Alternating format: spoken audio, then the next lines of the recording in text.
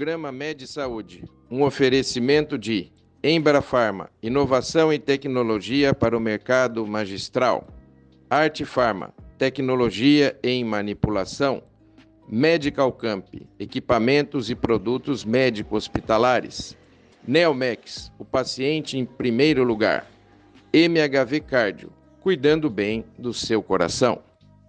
Olá, o programa Med Saúde está aqui com a doutora Beatriz Lassance para falar sobre plástica mamária. No primeiro programa falamos sobre a redução e agora, Beatriz, nesse segundo programa vamos conversar um pouquinho sobre uma coisa que deve ser muito comum também no consultório, que é sobre a plástica para o aumento das mamas. Eu quero, antes de tudo, agradecer você por estar conosco, falando num segundo programa sobre plástica de mama, que eu tenho certeza que está fazendo o maior sucesso com o nosso público. Muito obrigado, Bia.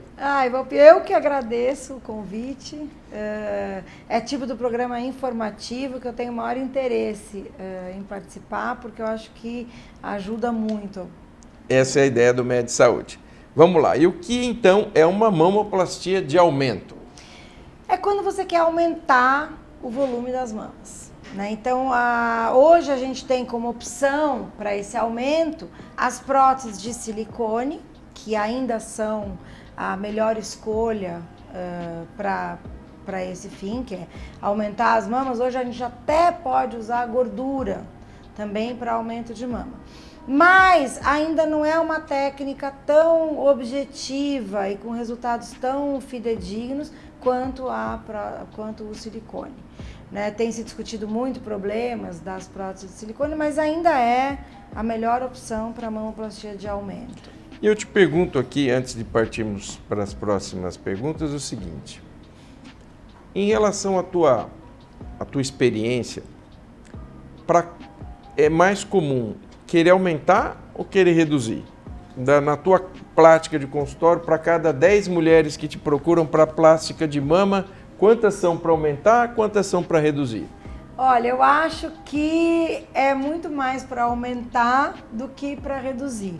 Tá. Mas, ultimamente, a gente tem recebido muitos pacientes para reduzir as mamas, inclusive retirando a prótese de mama, que é o que a gente chama de explante mamário. Tem sido uma cirurgia muito procurada hoje em dia. Porque o que acontece? O tamanho da mama é moda. Há 10 anos atrás, a moda eram mamas muito grandes. Então, muito paciente foi operado há um tempo atrás, com grandes volumes, e que, a minha opinião sempre foi que isso aí não dá certo. Né? Quer dizer, uma prótese muito grande acarreta problemas até de saúde, dor nas costas e tal. E a mulher, ela muda muito. A parte de estilo de vida, maturidade, em 10 anos. Né? Então, por exemplo, alguém com 20 e poucos anos que quer uma mama grande, peitão, por uma fase de vida que requer esse negócio, com 30 e poucos anos, normalmente já tem filhos e o apelo até a essa exigência de sensualidade é outro. Então, você muda, às vezes, a fase de vida, você quer mudar também a forma e o volume das mamas. Então, agora, eu acho que o consultório está entre 50% e 50% de aumento e redução. Tá, ok. Tá bom. E quando que está indicada essa cirurgia de aumento? Ela tem uma indicação formal ou só por desejo da paciente de querer? É por desejo. Né? Tem muita paciente, às vezes, que tem a mama pequena, e quem tem a mama muito pequena, parece paradoxal, tem tanto problema quanto alguém que tem a mama muito grande para encontrar um biquíni, por exemplo. Né? Quem tem a mama muito pequena tem dificuldade de encontrar biquíni. Tem que ficar escolhendo sutiã com bojo, tem que escolher um biquíni que tem bojo. É difícil você encontrar um sutiã, um biquíni, quando você tem a mama muito pequena. Então, essa seria uma indicação. Às vezes, a paciente quer só levantar a mama, mas tem muito pouca glândula. Ou a glândula é de uma qualidade muito ruim, muito flácida. Aí eu não vou conseguir, só retirando a pele, dar uma mama com uma forma boa. Aí a gente faz as duas coisas. Eu retiro a pele, modelo a glândula e a gente põe também uma prótese. Às vezes uma prótese até pequena, só para dar algum volume para essa mama. Então, assim, toda vez que você precisa de um pouco mais de volume ou uma forma melhor, está indicado o uso do silicone mamário. E explicando um pouco para o nosso público, Bia, o que é essa prótese de silicone? Como é que ela vem, para que o nosso público possa entender? A prótese de silicone é o seguinte, é uma prótese com um gel coeso. Sabe quando você faz gelatina bem dura que você corta ela no meio? Ela é mole, mas ela não escorre, ela mantém aquela forma. É um gel coeso, coberto por uma camada também de silicone, né? Então, assim, é uma prótese que ela simula a consistência de uma mama normal. Certo. Né, por exemplo. Não, porque minha amiga pôs a prótese de silicone e ficou dura. A prótese tá dura, porque pode ser um volume muito grande. Então, assim, você tem a prótese de silicone e não tem nada de glândula, né? Então, você vai ter o toque somente do silicone. Então, é uma mama que fica mais artificial, que fica mais dura. E eu pergunto para você, que deve ser uma pergunta frequente, né, dentro desse campo das próteses de silicone, é necessário que se troque essas próteses ou tem pacientes que podem ficar a vida toda com a mesma prótese? Como é que funciona esse mundo do silicone? É assim, o mundo do silicone muda a cada congresso. Né? Não é só com a gente que as coisas mudam a cada congresso, viu, Ana? Não, muda a cada congresso. Até um tempo atrás, tinha que trocar a cada 10 anos. O que aconteceu? A gente começou a perceber que trocando a prótese depois de 10 anos, a prótese está intacta. Não tem nada, tá ótima. Pra que trocar? Aí veio o negócio, não precisa nunca mais trocar. Não, e deu problema em um monte de prótese. Como assim? O doutor falou que não precisava mais trocar. Agora, o que eles têm que falar? Você tem que trocar antes de dar problema. Ficou fácil, entendeu? A antes indústria... de dar problema. Como que o paciente vai saber quando que você está uma transferência de responsabilidade? Mas a indústria tirou o corpo da jogada. Então, assim, quando que vai dar problema? Não sei. Então, qual que é a conduta? A partir dos 10 anos, você aumenta a chance de ter uma ruptura, de ter uma contratura capsular. Então, assim, 15 anos, por aí seria ideal, né? De repente, olhar. Mas, deu 15 anos, você fez os exames, tá tudo bem, a mama tá no lugar, a ultrassom tá tudo ok, para que trocar? Né? Então, qual que é a minha conduta? Eu acompanho, né? Vai acompanhando. Principalmente depois dos 10. Principalmente depois dos 10. Você vai acompanhando. Tá tudo bem? Mantém, continua com os exames e segue a vida, toca o barco. Mas tá no livro escrito. Tem que trocar antes de dar problema. Trocar antes de dar problema. Essa é boa, né? Essa é fantástica. Né? E adorei isso daí. Eu só ia perguntar, assim, você falou do acompanhamento, esse acompanhamento é feito por algum exame de imagem ou só com exame físico? Exame físico e exames normais de rotina do ginecologista. Né? Ultrassom de mamas, mamografia, controles normais de saúde da mama, nada fora da rotina. E você consegue, na palpação, já perceber no exame quando físico? Você tem a contratura capsular, o que é isso? É uma cicatriz que, de repente, o organismo resolve fazer em volta da prótese. Então, de repente, a prótese fica dura, dolorida, a mama fica meio esquisita, aí você tem essa contratura capsular. Qual que é a conduta? Trocar a prótese. Às vezes, trocar de plano, colocar atrás do músculo, mas é necessário uma outra cirurgia. Tá certo. Beatriz, e a partir de que idade está indicada essa cirurgia? Mas só um pouquinho, para você que está aí de casa, não saia daí, que essa resposta virá no segundo bloco do programa.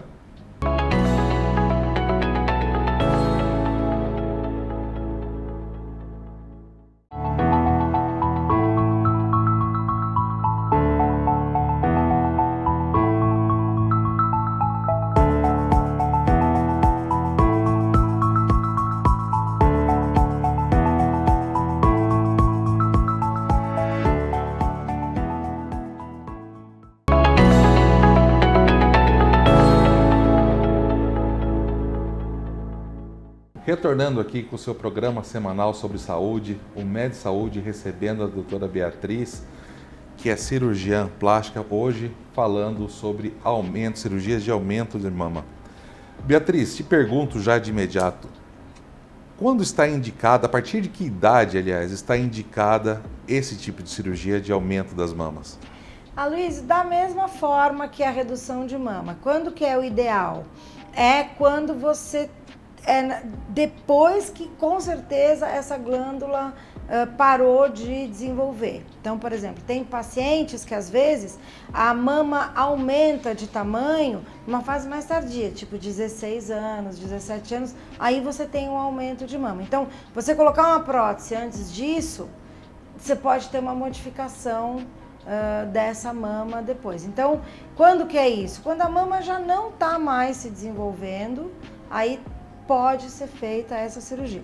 Outra coisa que a gente também sempre respeita um pouco é a maturidade dessa paciente, né? Às vezes uma menina de 16, 17 anos, né, quer dizer, muito imatura, não tem muita noção e acaba dizendo que todo o problema da vida dela é a mama que é pequena, né? Então, a gente tem que ter muito tato em adolescentes que querem fazer um aumento de mama. Às vezes ela pode estar canalizando um problema que não é necessariamente das mamas, nas mamas, né? Então, é uma consulta que tem que ser feita com muito critério, né? Numa idade mais, tipo, em adolescentes, né? Mas pode ser feito, mas tem que esperar o desenvolvimento das mamas. E voltando aqui um pouquinho para o assunto do silicone, no mundo do silicone, eu pergunto o seguinte, que acho que essa aqui deve estar valendo mais de $1 milhão, né, Luiz, essa resposta aqui. Silicone dá câncer? Então, vamos ver o que está lá no... né? Então, o silicone não dá câncer. A gente tem hoje, que tem na mídia, que tem sido muito discutido, um tipo de linfoma, que é o linfoma de células grandes, que é o ALCL, que é um linfoma que é causado pela cápsula do silicone, né? Só que esse ALCL foi encontrado já em cápsula de marca-passo, de prótese de quadril. Então, ele é um linfoma causado pela cápsula de qualquer corpo estranho, não necessariamente do silicone, né? Isso é um grande mito, é uma controvérsia, é um câncer, é um linfoma extremamente raro. Hoje existem 1.500 casos no mundo inteiro. Então, assim, 1.500 casos no universo de 20 milhões de próteses circulando pelo mundo, não tem... Realmente é muito pequeno. E assim, é o que eu te falei, já tem até em marca-passo encontrado a LCL. Quer dizer, é um linfoma causado pela cápsula ao redor de qualquer corpo estranho. Implante dentário foi encontrado já o LCL, então não é uma doença do silicone. Agora tem algumas blogueiras também que estão falando da tal da doença do silicone, que também a gente não consegue cientificamente um diagnóstico dizendo que aquele processo inflamatório, que a dor articular, que tudo seja causada pelo silicone. Não se consegue demonstrar isso, né? Eu acho que hoje a dúvida do câncer ficou muito bem esclarecida, depois que você colocou isso aí, mas me fez lembrar hoje que um problema muito mais comum do que o câncer. São esses procedimentos que a gente vem falando, você estava demonstrando que não é um processo fácil, não é um processo simples, ou seja, tem que ser feito por um profissional da área especializado. Então, isso me remete hoje, o que está virando notícia, são a gama de quantidades feitas em clínicas clandestinas e, em especial, com silicone industrial. Exatamente. Que eu acredito que deve aparecer no seu consultório pessoas que tiveram problemas com esses procedimentos aí feitos de forma meio duvidosa, né? Exatamente. A gente tem, e mesmo prótese de silicone, né? Quer dizer, mesmo prótese de silicone de origem duvidosa. Então, outro dia a gente operou uma paciente que não pagou barato nem nada, mas ela não tinha prótese de silicone, ela tinha um molde. Né? Quer dizer, existem, por exemplo, na cirurgia a gente usa molde, às vezes, até para experimentar, para ver o tamanho, escolher. A gente tem moldes de silicone que são baratos e reesterilizáveis. O paciente tinha um molde, ao invés de uma prótese de silicone. Então, quer dizer, foi uma cirurgia feita por um profissional, cirurgião plástico, mas colocou um molde. Né? Quer dizer, profissional ruim é sempre... tem em qualquer área. Então, por isso, na hora de escolher com quem você vai fazer a sua cirurgia, não dá uma olhada só no número de seguidores que esse profissional tem. Hoje, eu recebo toda semana gente me oferecendo seguidores. Você compra seguidores. Sim. Né? Então, quer dizer, o número de seguidores, não. Vê quem que operou, conversa com pessoas que já tenham operado com esse médico, busca referência. Né? Quer dizer, muito profissional ruim tem em qualquer área. Sem dúvida. Sai um pouco do virtual e vamos aqui para um mundo mais real. Sai um pouco do virtual. Hoje o virtual, você tem inteligência artificial que produz conteúdo para você. Né? Produz conteúdo e faz um site com avaliações. Quer dizer, sai do mundo virtual, conversa com quem já operou, né? Conversa com o médico, vê se ele tem experiência, vê quanto tempo dura a consulta, quer dizer, tem que te explicar os prós. Não, você vai ficar com um peito lindo, maravilhoso. Passa com a minha secretária, já vamos marcar. Não, toda cirurgia tem os contras, né? Quer dizer, tem isso que você vai ter que reoperar daqui a 15 anos, é uma cirurgia como qualquer cirurgia, com riscos. Vê se o local onde vai ser feita a cirurgia é um local seguro. Quer dizer, tem todo um preparo porque é uma cirurgia, né? Então, e falando em cirurgia, nós já entramos num ponto que também perguntei no primeiro programa para você e vou perguntar agora. Como é que é a cicatriz dessa plástica para aumentar a mama? Ela é menor do que é para reduzir, né? Geralmente a cicatriz é no sulco mamário, né? Exatamente. Quando você tem que só fazer um aumento de mama, o que quer dizer isso? É uma mama que está no lugar certo, que não tem sobra de pele, a areola está numa posição boa. Você pode fazer uma cicatriz de 4 centímetros no sulco, embaixo da mama, sim, e colocar a prótese por lá. Né? Quer dizer, isso pode ser feito. Alguns casos, a gente pode até colocar em volta da areola. Né? Você tem uma areola grande e a paciente tem, por exemplo, alguma tendência a queloide, você pode colocar em volta da areola. Né? A mamoplastia axilar eu não gosto porque você pode traumatizar ou tirar de lugar um linfonodo sentinela, que é um linfonodo que às vezes você precisa em caso de câncer. Né? Então, assim, eu coloco ou no inframamário ou, em alguns casos muito bem selecionados, em volta da areola. Muito comum, por exemplo, após a amamentação, você ter sobra de pele. Você tem uma mama pequena que precisa de aumento, mas tem muita sobra de pele, ou a areola é muito baixa. Você precisa, além de colocar o silicone, tirar um pouquinho de pele também. Nesses casos, aí você vai ficar com uma cicatriz em volta da areola, na vertical, e se tem muita pele para tirar, o T invertido da mesma forma. Tá. Né? Então, a cicatriz vai depender do que precisa ser feito naquela cirurgia. Então, e falando aí de técnicas que você já falou, né, tem aquela grande dúvida, né? Por cima ou por baixo do músculo, falando mais assim de o que dá mais resultado ou dá alguma diferença no formato da mama, nessa questão de uma construção de...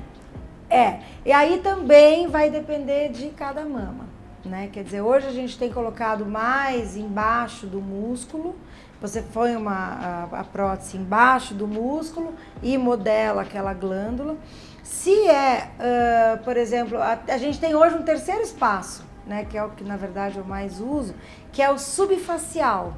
O que quer dizer isso? Você levanta um pedaço do músculo, né? Não o músculo inteiro, você levanta um pedaço do músculo e coloca a prótese. Eu consigo uma estabilidade por mais tempo dessa prótese, que também é um espaço muito bom. Você protege a prótese, tem um resultado mais natural e você não precisa levantar todo o músculo. Qual que é a desvantagem de levantar todo o músculo. Paciente que tem, por exemplo, exercita muito, a gente coloca embaixo do peitoral a prótese.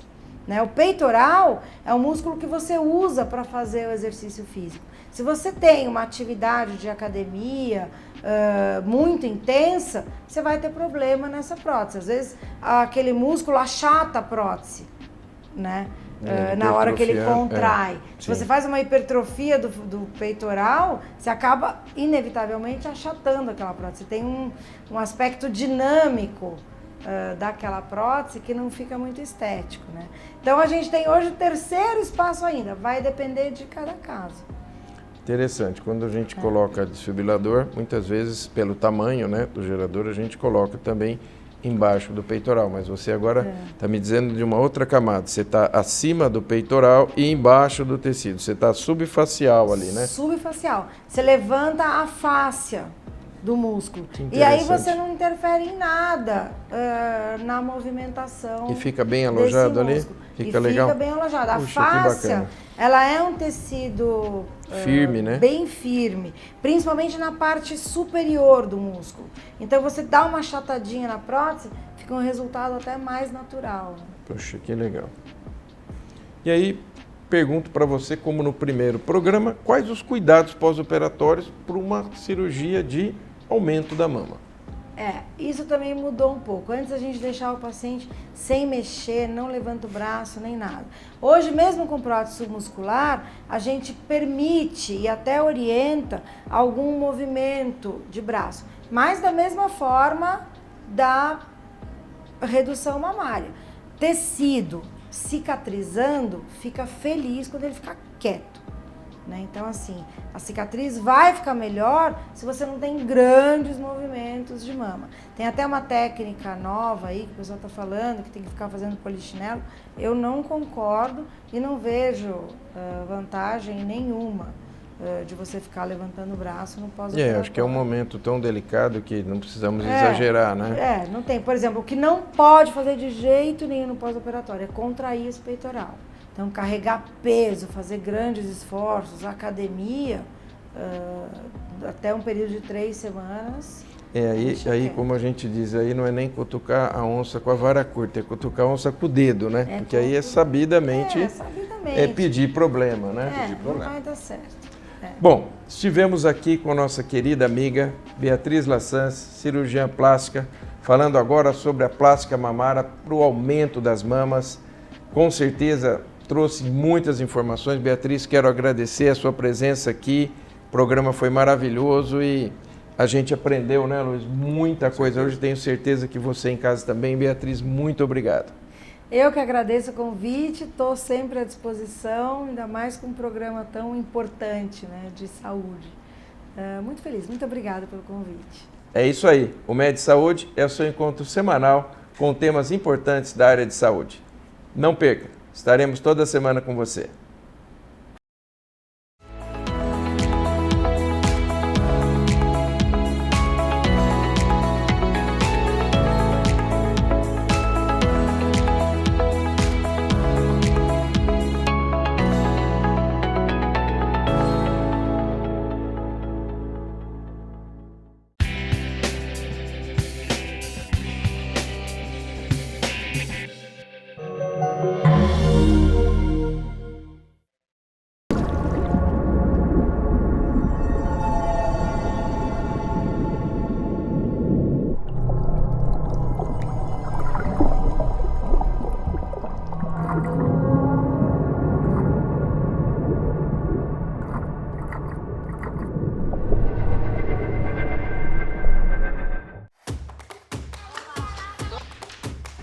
Jundiaí, ela se torna a cidade das crianças por uma série de fatores. Jundiaí, eu acho que teve o ineditismo, foi em ousar no formato, né? Tudo que a gente fala e está trazendo como especialista e trazendo também as experiências ao redor do mundo, o município quer escutar, quer aproveitar. Faz com que nós consigamos trazer para Jundiaí essa visualização das infâncias potentes dentro da escola e fora dela. A nossa abordagem fica muito mais fácil quando a criança já chega se sentindo bem no ambiente que ela vai ser atendida e acolhida, né? A gente consegue saber o que as crianças querem e o ponto de vista delas da cidade. É legal porque você tem a voz, sabe? Jundiaí é uma cidade das crianças porque a gente tem feito escolhas pelas crianças.